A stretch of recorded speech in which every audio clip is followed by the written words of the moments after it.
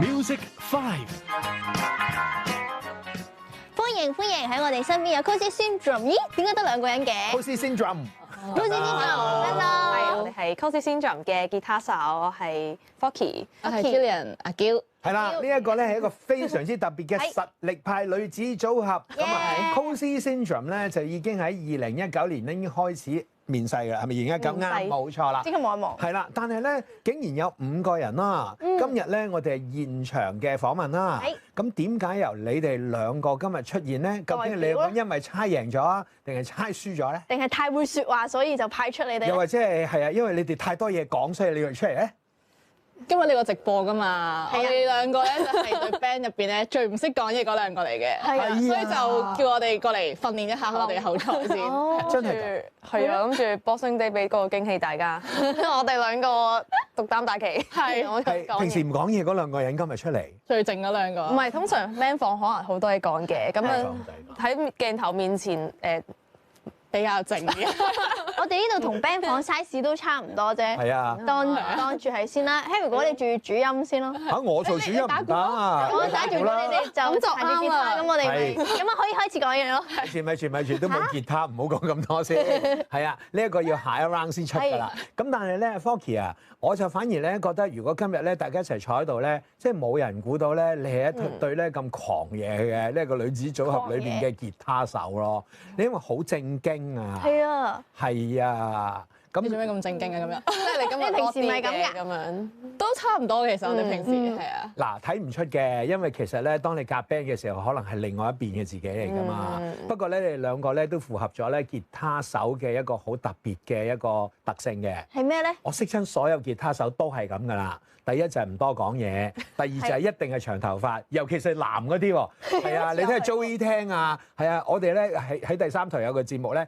所有啲吉他手凡係啲男嘅咧，都係唔剪頭髮㗎，係啊，好。但係佢哋女仔嚟嘅 Harry 哥。我明白啊，咁係啊，所以好 make sense 咯。你哋長頭髮，係啊，好啦，咁多樂器唔揀，點解去彈吉他？係咯，我細個就屋企有把古典吉他啦，係，係。咁我就攞咗嚟玩，因為當時咧自己好中意動漫文化咁樣啦，咁細個就係聽嗰啲類型嘅歌曲大嘅，咁但係咧嗰啲歌通常係搖滾樂嘅。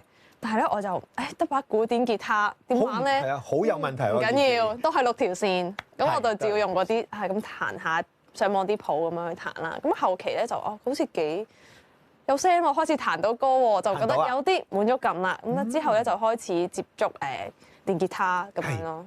咁屋企又何來有一個咁得意嘅古典吉他咧？係啦，係咪同家人有關咧？係啊，呢個吉他係我爹哋嘅，跟住就但係佢自己就冇玩過搖滾樂咁樣嘅，咁但係就唔知點解有部吉他屋企咁樣咯。係啦，嗱，咁就帶出一個父女關係嘅呢個音樂故事啦。因為阿爸咧就係古典嘅吉他啦，咁通常阿爸都係一係就好勁嘅專業啦，一係就玩玩下就唔玩㗎啦喎。你邊挺啊？我呢個係冇了解過爹哋佢音樂生涯。你有冇聽過佢去彈咧？但係近年大個咗咧，即係我開始買好多吉他喺屋企嘅時候咧，佢就話：不如你幫我買支木吉他啦。跟住我就同佢去揀咁樣咯，跟住佢就重拾翻彈木吉他，都好近年嘅事嚟。係啊，咁就同你好唔同嘅 style 啦。係啊，咁但係佢咧見到你咁狂野嘅一面咧，咁佢又點睇嘅咧，爹哋？我啲屋企人都即係無論係我媽咪啦、爹哋啦，甚至我阿爺，其實佢都好支持我玩音樂嘅，因為咧我阿爺咧其實佢係玩中樂啦，細個咧佢有教我拉小提琴嘅，佢都識拉小提琴嘅，咁所以咧對於樂器即係對我嚟講，細個已經屋企人好支持啦。咁唔知我大個咗，可能揀咗搖滾樂嘅路向，咁就算係買電吉他都好，冇繼承佢玩中樂嘅衣缽都好，其實佢都支持嘅。哦，都好豁達啊嚇！咁其實中樂咧以前都係叫民樂㗎嘛，咁所以其實最緊要就係大家開心一齊玩嘅啫咁咯。都係音樂世家嚟。係啦，咁由一個吉他手咧就去另外一個吉他手嘅故事啦。咁你又係點樣接觸吉他咧？其實我細個係玩古典音樂先嘅，咁因為細個即係父母就係會一定要你學啲樂器，咁即係考到8級為止啦。你都係嗰種啊？係嗰種嚟嘅，唔係，我係古典音樂，即係我鋼琴啊，咁細個會玩小提琴咁樣嗰啲嘅。跟住到真係去到中學嘅時候咧，就開始又係動漫文化啦，咁啊好中意一套動畫，又係好有型夾 band 嘅。咁之後就去咗學吉他，係啦，咁啊自己要求媽咪話，媽咪我想學吉他咁就自己儲錢買咗第一支吉他。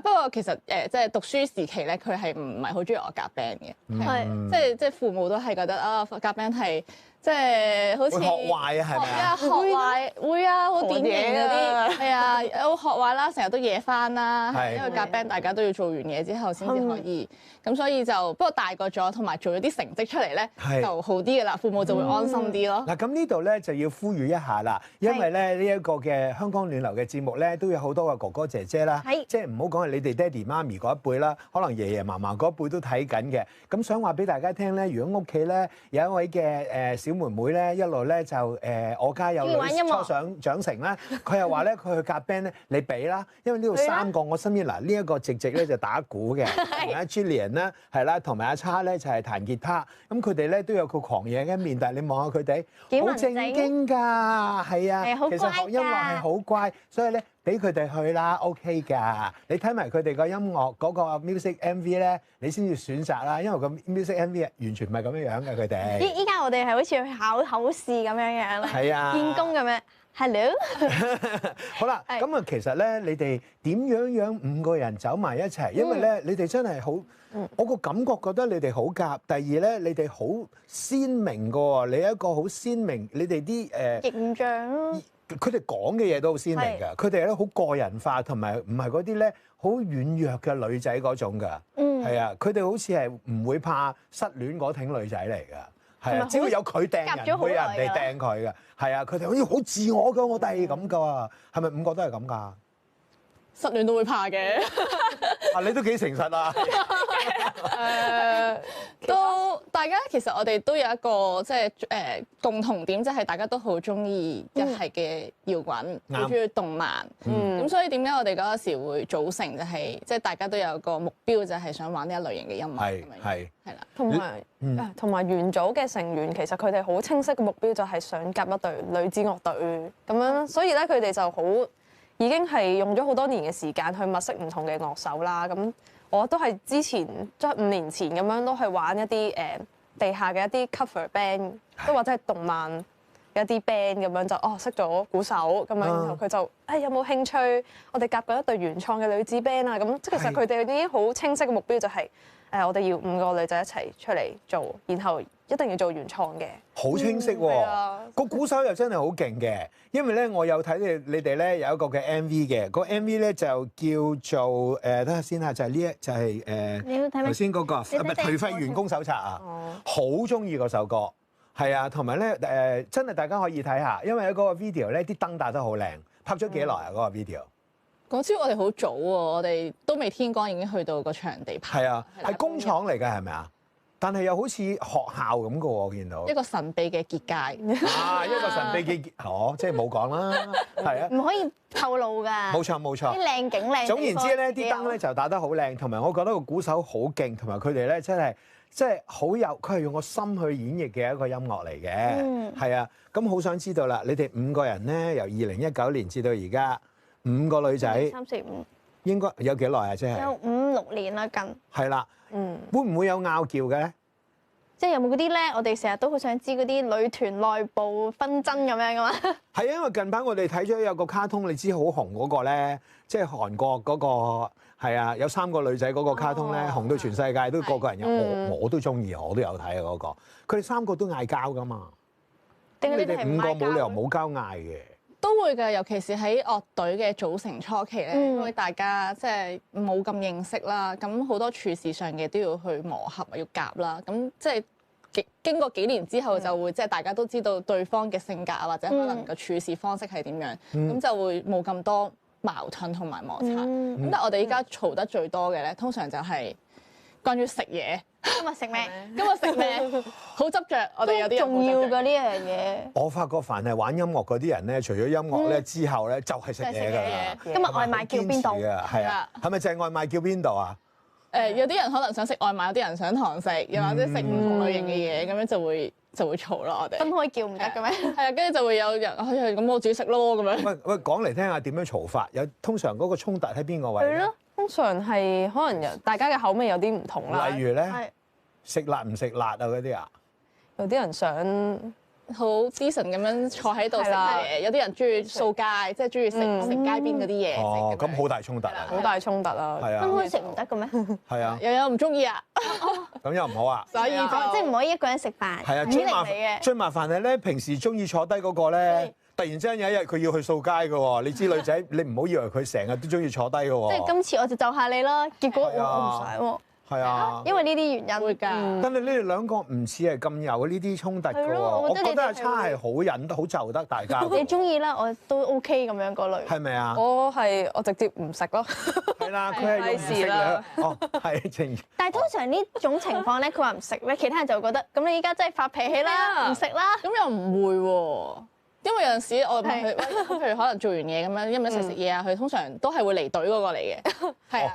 避免紛爭，早走嗰個嚟嘅，係啦，變咗啦。好啦，咁我哋自己食啦，咁樣，通常都唔會話。呢個佢即係希望大家和和氣氣嘅一個方法嚟嘅，就係抽離，係咪啊？呢啲都好精準嘅。係咧，嗱都好精準啊！你哋咧其實有好多嘅作品，而每一個作品咧嘅名咧，我都好想知道其實背後其實係講啲乜嘅。不如咧就攞幾個你哋嘅作品嗱，我俾少少時間你哋，我哋咧係啦，我哋 break 一 break 先。你哋咧諗3首你哋嘅作品，因為你哋係一個全部係有自己創作㗎嘛，係乜嘢歌同埋後邊係講啲乜嘢嘢嘅？諗一諗啊！我俾10秒時間你哋。20秒啦。好啊。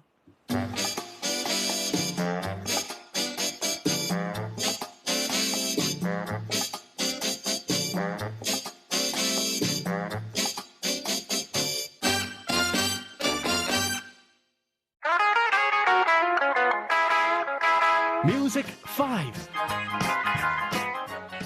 繼續翻嚟啦！嗱，好明顯我哋旁邊嘅，好似 Centrum 佢哋就喺度思考緊，到底揀邊首歌？太多作品啦，所以咧，佢哋其實咧唔係食嘢嘅時候咧有選擇困難症嘅，其實揀歌都有選擇困難症嘅。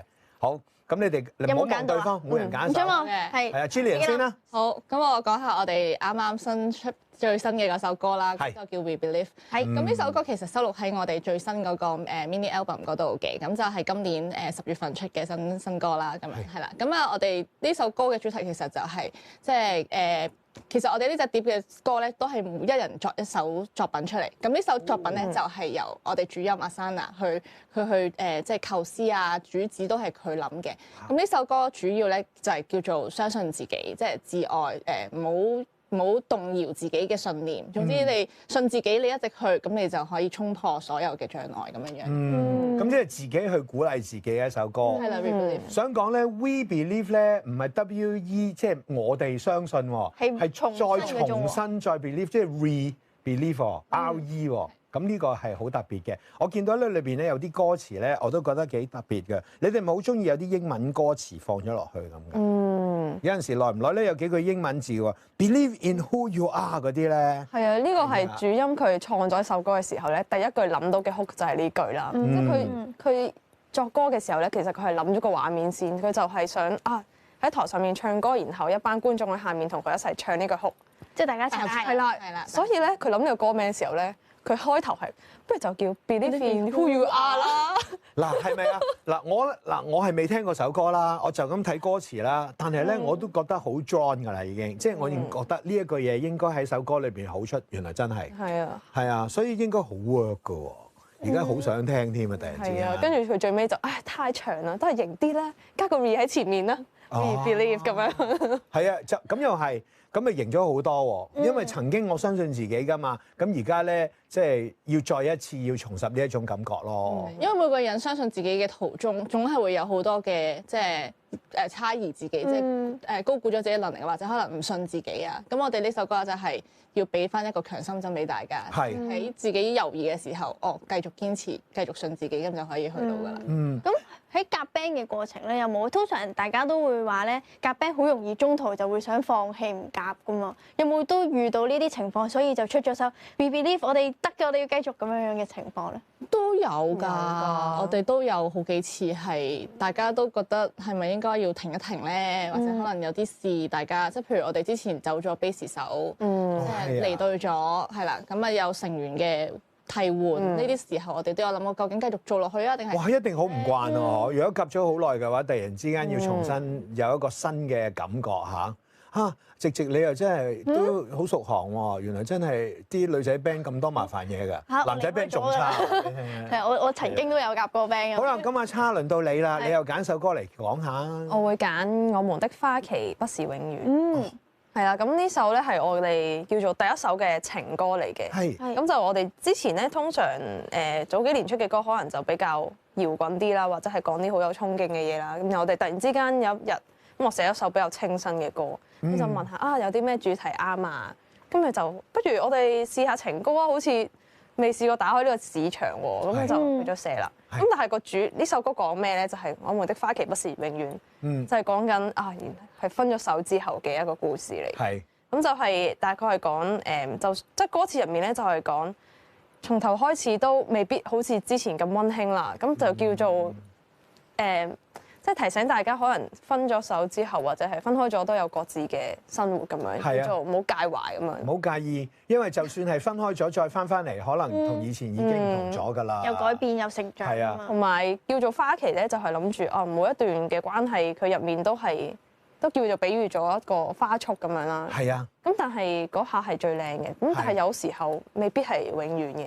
就嗰段關係咁樣。你諗下幾緊要咧？如果我哋今日唔係呢個訪問，又俾我哋啲吉他手喺度，即係你呢一世都唔會聽到啊！俾你聽啊！原來喺吉他手裏邊咧嘅世界裏邊咧，其實有好多嘅創意嘅。咁所以喺呢一個團隊裏邊咧，俾你哋可以發揮。即係話，如果我嚟聽你哋演出嘅話，就可以聽到晒你哋5個人嘅心裏邊諗嘅嘢㗎咯。有好多你哋嘅特別嘅素材啦，咁幾時可以會睇到你哋咧？嚟緊有啲咩 project 啊、計劃啊、準備？係啊，幾時有gig啊？你哋gig，我哋最近咧就係除夕31號晚咧就會喺灣仔嗰邊有一個倒數嘅 band show 一齊。咁歡迎大家咧可以去我哋嘅 Instagram 啊、其他 social media 去睇翻個表演詳情。好，即係喺呢個除夕。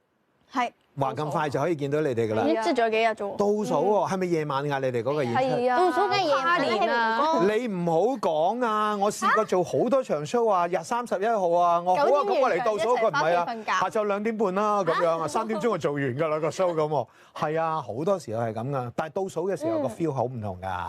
咁嚟到最後啦，咁都知道你哋有唔少嘅 fans 啦，你哋會唔會即係想透過我哋依家有冇啲咩説話想同佢哋講，想分享下，或者一路上佢哋有冇啲乜嘢俾過你哋嘅鼓勵，可以同我哋分享下？係啦，我覺得就好似我哋帶上嚟呢首新歌《We Believe》咁樣咯，即係我哋創作呢首歌嘅時候，其實係諗住佢哋喺我哋面前嘅畫面而創作，就知道即係佢哋俾我哋嘅力量同鼓勵係好大嘅一個創作動力咁樣。所以就係即係多謝大家嘅支持，先至可以令到我哋可以相信自己嘅創作。好 ，Jillian 咧？係啦，咁都好多謝大家，即係由我哋第一首歌出到係2022年啦，去到我哋今時今日啊，終於出咗2隻碟啦，咁就希望嚟緊新嘅一年都可以同大家繼續行落去，同埋創作更加多嘅作品俾大家聽。太好啊！記住佢哋個名啊，叫咩名啊 Cozy Syndrome。Cozy Syndrome 係啦，係一個症候群嚟㗎，話俾你聽。舒適症候群。小心啊！你哋咧識咗佢哋之後咧，中意咗佢哋之後咧，甩唔到身㗎。係咪好 cosy？應該就係好 cosy 啊！好啦，咁今日多謝晒你哋2位上嚟啦，咁期待下一次咧再上嚟同我哋分享啦。咁啊，稍後我哋就會翻去電台部分啦，陣間會有暖流熱線。今日咧係聖誕節啦，咁可能我哋就會講到關於聖誕節嘅話題。係啊！除咗我同 Harry 哥哥之外咧，仲有派利咧都會入嚟同我哋一齊傾下偈，咁就歡迎咁多位打上嚟1872312同我哋分享下。再一次祝大家聖誕節快樂！下次見。多謝 Cozy Syndrome。香港暖流嘅視像直播即將結束，稍後可以喺香港電台網上廣播站視像重溫。請繼續收聽 AM783香港電台第5台香港暖流嘅電台直播。